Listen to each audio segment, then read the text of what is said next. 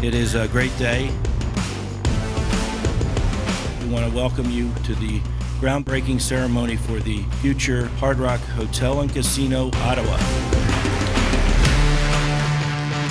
This is really a big occasion to celebrate today. There's so much to be excited about.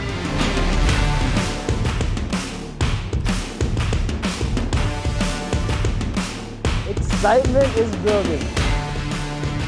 The topping out ceremony is signifying the last steel beam going up and another step along the way to the progress that's being made here in Ottawa.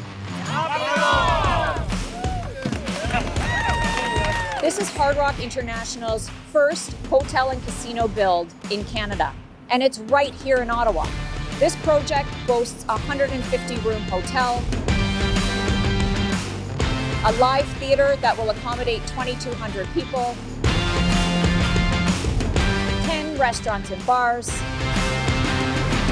an expanded gaming floor, plenty of free parking.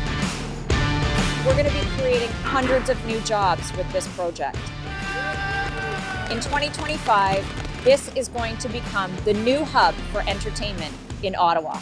And the best part, we're just getting started.